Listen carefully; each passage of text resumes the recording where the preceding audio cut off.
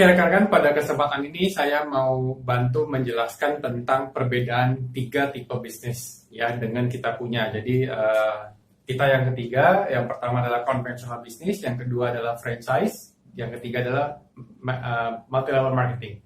Oke, saya langsung saja. Jadi kalau kita bicara masalah bisnis ya, bisnis konvensional. Oke. Nah, ini kita bicara konvensional. Oke. Kemudian kita bicara di sini adalah franchise, ya. Kemudian kita di sini bicara masalah network marketing atau kita bicara MLM. Nah, apa sih bedanya dan yang mana yang kelihatannya lebih patut dijalankan, ya? Nah, kita start aja, oke? Jadi kalau kita bicara yang namanya konvensional, biasanya konvensional bisnis itu pasti modalnya besar, ya, modalnya besar. Umumnya modalnya besar atau kapitalnya besar, biasanya seperti itu, ya. Nah, kalau kita bicara franchise pun sama, modal besar, ya, modal besar. Otomatis kalau bicara modal besar, kita nggak bisa beli yang namanya franchise yang murah-murah. Kita pasti beli franchise yang sudah terbukti. Anda tidak mau ambil risiko beli franchise yang tidak terbukti, betul nggak? Nah, biasanya kalau yang sudah terbukti itu biasanya adalah franchise yang lumayan mahal harganya. Nah, tapi kalau modal kita, ya, untuk start di bisnis ini 1,2, ya, 1,2 sampai 1,5 misalnya. Ini relatif kecil sekali modalnya. Ya, betul ya, relatif kecil sekali modalnya. Nah, kemudian kalau kita bicara yang berikutnya, otomatis kalau di bisnis itu ada namanya overhead atau expenses, ya, overhead, ya, overheadnya biasanya kalau modal besar, overheadnya juga pasti besar. Itu adalah kebutuhan dalam 1 bulan buat menjalankan bisnis itu, namanya overhead, ya. Nah, ini pun sama, overheadnya, ya, juga pasti besar, ya. Sedangkan kalau kita bicara overhead, ya, atau expenses, ya, overhead itu biasanya kecil. Kenapa? Karena paling gampang saya bisa presentasi bisnis ini lewat WA call, lewat video call dari rumah, saya bisa telepon, saya bisa main pakai gadgetnya saya, kemudian saya bisa juga presentasi orang di food court, di mana saya nggak perlu keluar biaya, artinya saya nggak perlu yang namanya harus makan di restoran mewah dan sebagainya. Saya tidak perlu entertain klien seperti itu kalau saya nggak mau, betul nggak? Nah, sehingga overhead saya itu sangat minim sekali buat expenses pengeluaran saya 1 bulan buat menjalankan bisnisnya, ya. Nah, kemudian ada yang namanya gaji karyawan, ya. Nah, Anda di sini harus bayar gaji. Karena Anda punya karyawan, semakin banyak karyawannya, semakin banyak Anda harus bayar gaji, betul nggak? Semakin besar gajinya, betul nggak? Jumlahnya yang harus dibayarkan, betul? Nah, ini pun sama, Anda harus bayar gaji karyawan, ya. Oke. Nah, kalau di sini kita punya bisnis MLM, Anda tidak pernah bayar gaji. Tidak pernah bayar gaji. Kenapa? Anda tidak pernah gaji tim Anda. Tim Anda tidak Anda gaji. Kenapa? Karena tim Anda kerjakan bisnisnya, masing-masing punya marketing plan yang sama, masing-masing punya kesempatan bisnis atau income yang sama. Jadi Anda tidak perlu gaji orang di bisnis MLM. Menarik kan, betul nggak? Nah, artinya kalau Anda bicara masalah modal, dan sebagainya, resikonya juga pasti besar. Resikonya juga pasti besar sesuai dengan modalnya. Betul nggak? Nah, ini pun sama, resikonya pun pasti besar sesuai dengan modalnya. Betul? Nah, sedangkan kita di sini hampir tidak ada resiko. Atau nol. Karena Anda dapat produk, Anda keluar uang dapat produk. Misalnya Anda mau pakai, Anda pakai produknya sama seperti Anda beli produk biasa umumnya. Kalau Anda nggak mau pakai produknya, Anda bisa jual, Anda bisa balik modal, selesai. That's it. Artinya nggak ada risiko apa-apa sebenarnya. Penolakan risiko, Pak. Penolakan bukan risiko. Penolakan adalah bagian dari proses membangun bisnisnya. Oke? Nah, nomor 5. Biasanya kalau di sini yang namanya SDM-nya. Nah, SDM-nya itu harus kalau di konvensional bisnis ada terkadang multinational company mereka bangun SDM-nya tapi minim lah, nggak begitu maksimal. Ada, tapi nggak begitu maksimal, ya. Nah, SDM-nya ada ya yang dibangun tapi nggak terlalu. Ini pun sama, ada trainingnya, ya, ada tapi nggak terlalu fokus untuk membangun SDM. Sedangkan kita di sini untuk membangun SDM-nya itu ini penting sekali karena asetnya adalah manusia itu. Manusia jadi asetnya karena kalau misalnya manusianya nggak dibangun ya tidak bisa, betul nggak? Ya. Nah, kemudian kalau bicara masalah bisnis konvensional, tidak semua orang mampu. Tidak semua ya itu mampu menjalankan bisnis konvensional atau membentuk bisnis konvensional. Tidak semua orang bisa, nggak mudah ya, apalagi mulai dari nol, nggak mudah sama sekali. Nah, di sini bisa, orang bisa, mereka ada sistem, tinggal follow sistem. Jadi sebenarnya tinggal follow sistem yang ada, karena kan mereka beli sistem ya. Nah, sama aja di sini, semua bisa, asal follow sistem ya. Follow system. Nah, kemudian kalau kita bicara yang berikutnya, berarti kan kalau kita bicara tidak semua bisa. Kalau yang di sini rata-rata kalau yang mau jalankan, mereka pasti trial and error. Jadi pasti coba gagal, trial and error namanya. Coba ini nggak bisa, cara lain, cobalah cara lain nggak bisa, coba lagi cara lain. Jadi mereka selalu trial and error. Nah, di sini mereka biasanya sistemnya sudah dibentuk.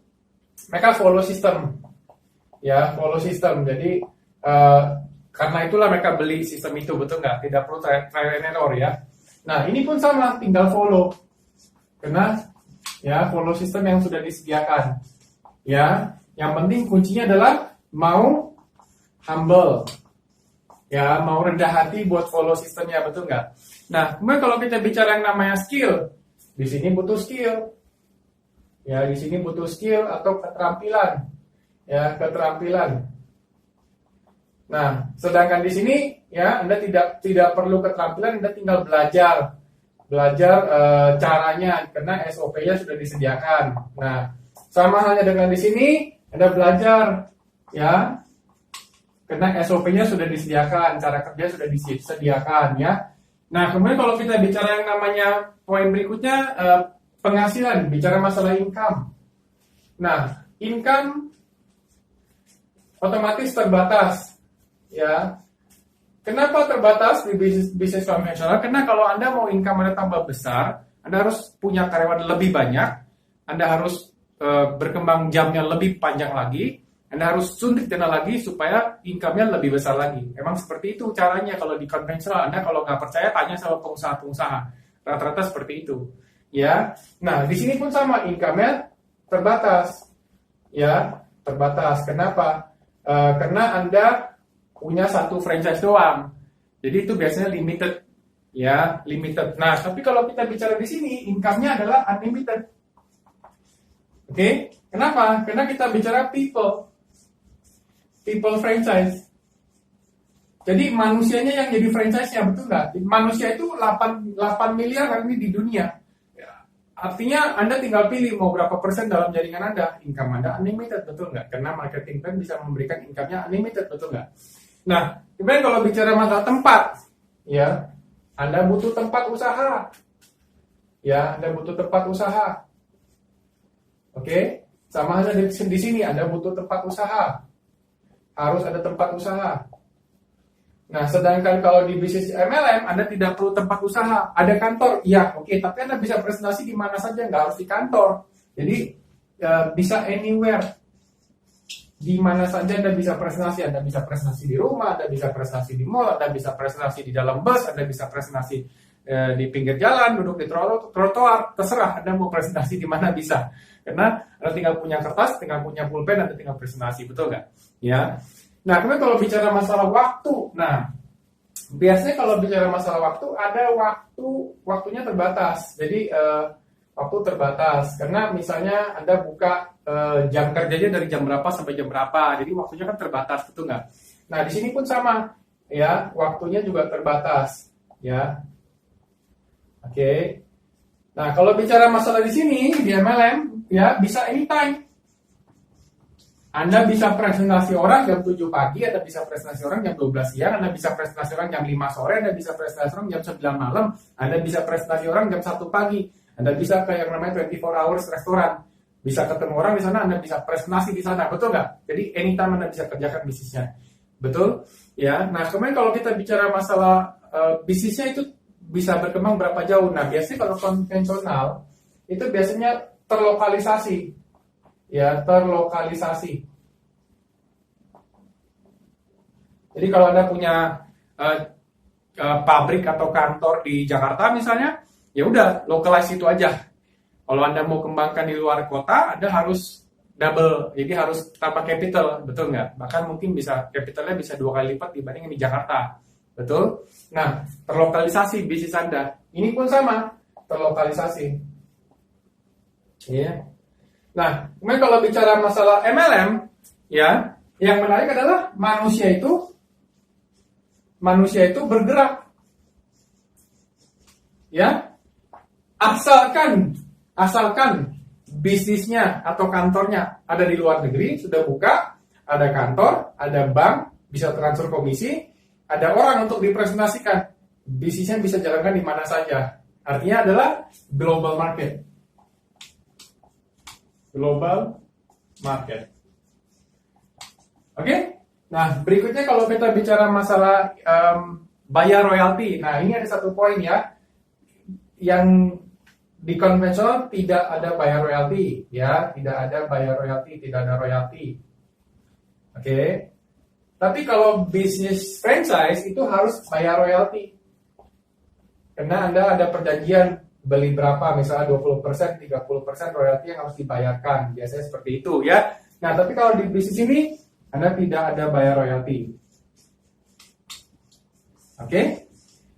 Nah, Anda bisa lihat dari sekian banyak keuntungan-keuntungan dari sisi bisnis MLM, logikanya kalau saya tanya, paling simpel Anda suruh pilih antara bisnis konvensional dengan bisnis franchise, dengan bisnis multi-level marketing, dengan keuntungan seperti ini, Anda pilih mana? Logikanya pasti Anda akan pilih ini, betul nggak? Nah, ada satu poin yang mungkin saya tambahkan sedikit tentang perbedaan franchise dengan bisnis MLM, ya. Semoga ini bisa saya pakai tempatnya untuk Anda bisa ngerti. Pada saat Anda beli franchise, ya, Anda beli franchise, Anda kan punya sistem, Anda punya karyawan. Saya pernah cerita ini di video sebelumnya. Nah, tapi kan Anda adalah bagian dari master franchise-nya orang lain. Jadi ini ada master franchise, dia yang punya kuasa yang besar. Anda bayar royalti kepada orang itu, betul nggak? Anda bayar royalti kepada sini. Jadi Anda dipungut mungkin 30% royalti dari hasil Anda untuk bayar ke sini. Nah, tapi Anda tidak bisa kembangkan ke bawah lagi. Karena Anda bukan master franchise. Anda seperti buka toko. Anda tidak bisa kembangkan dari toko Anda punya cabang lagi. Nggak bisa. Ya. Tapi kalau si master franchise, karena dia yang punya franchise, bisa punya orang lain buat beli franchise-nya. Jadi sebenarnya untuk buka franchise hari ini, beli franchise itu tidak keren menurut saya. Karena ujung-ujungnya Anda buka toko. Bedanya ya Anda beli sistem yang sudah jadi aja, selesai. Anda nggak pusing beli sistem. Yang untung adalah si master franchise-nya karena dia bisa punya banyak orang yang beli sistemnya dia.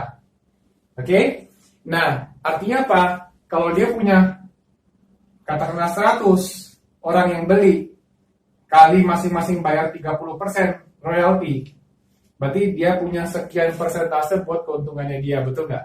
Ya, jadi ini adalah franchise. Anda tidak bisa namanya menjual franchise Anda kepada orang lain dengan sistem yang sama. Nah, bedanya dengan bisnis MLM di sini, ya, pada saat misalnya Anda di sini, Anda kenalkan sama si A, Anda kenalkan sama si B. Perhatikan baik-baik di sini. Yang Anda tawarkan kepada si A dengan si B adalah sistem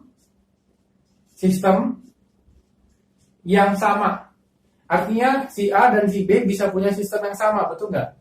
Nah, pada saat si A dan si B mengajak si A1 dan B mengajak B1, artinya mereka juga diberikan sistem yang sama. Sistem yang sama. Betul? Artinya, mohon tolong diperhatikan, artinya pada saat Anda memberikan si A sistem ini, tawarkan bisnis ini kepada mereka, Anda sebagai master franchise memberikan sistem kepada si A dan si B juga sistem yang sama berupa sistem master franchise-nya juga. Dan si A bisa tawarkan sama A1 dengan sistem yang sama bahwa kamu juga jadi master franchise. Pada saat si A tawarkan lagi A2, A2 juga ditawarkan dengan sama, kamu juga jadi master franchise, bisa tawarkan sama orang dengan master franchise lagi.